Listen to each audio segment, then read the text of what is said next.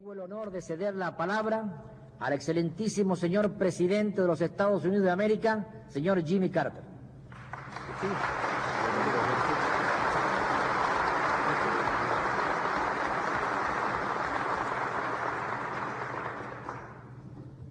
Mr. Secretary General and distinguished leaders from throughout our own country and from throughout this hemisphere.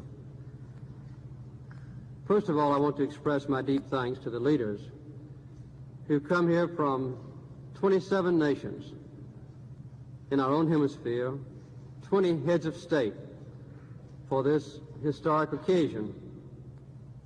I'm proud to be here as part of the largest group of heads of state ever assembled in the Hall of the Americas, Mr. Secretary General.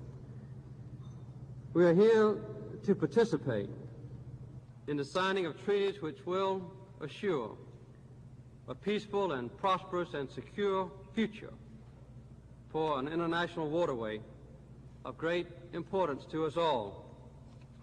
But the treaties do more than that. They mark the commitment of the United States to the belief that fairness and not force should lie at the heart of our dealings with the nations of the world. If any agreement between two nations is to last, it must serve the best interest of both nations. The new treaties do that, and by guaranteeing the neutrality of the Panama Canal, the treaties also serve the best interest of every nation that uses the canal.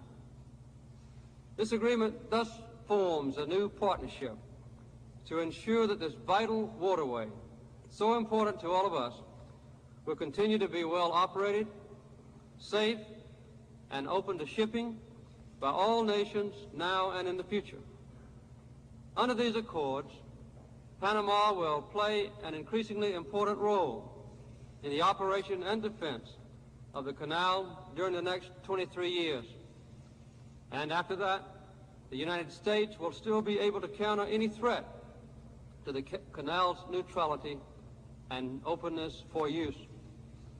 The members of the Organization of American States and all the members of the United Nations will have a chance to subscribe to the permanent neutrality of the canal. The accords also give Panama an important economic stake in the continued safe and efficient operation of the canal, and make Panama a strong and interested party in the future success of the waterway.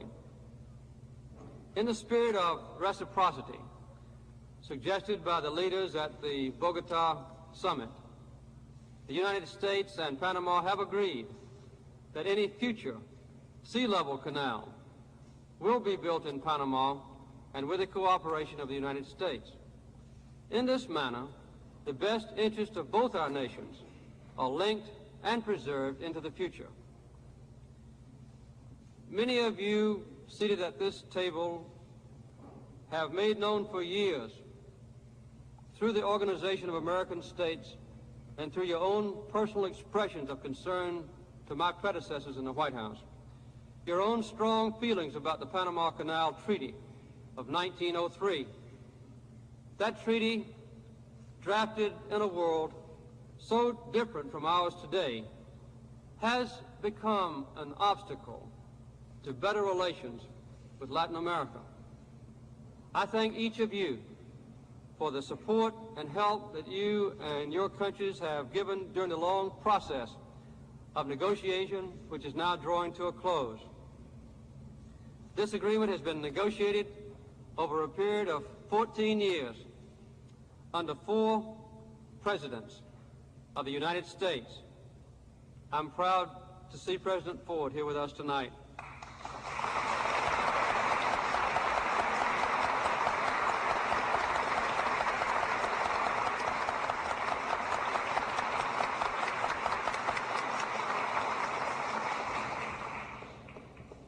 And I'm also glad to see Mrs. Lyndon Johnson here with us tonight.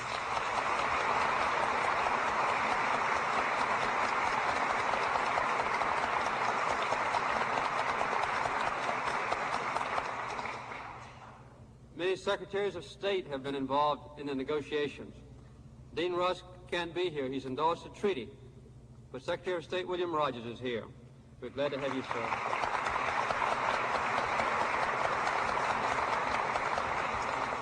And Secretary of State Henry Kissinger is here, too.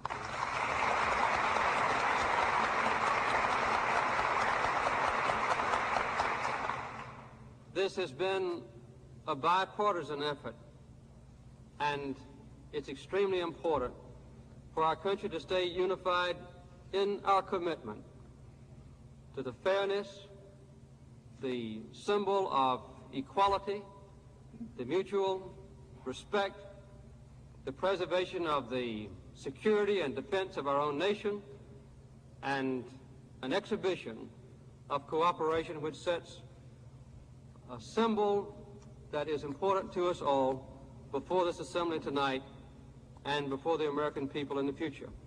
This opens a new chapter in our relations with all nations of this hemisphere, and it testifies to the maturity and the good judgment and the decency of our people.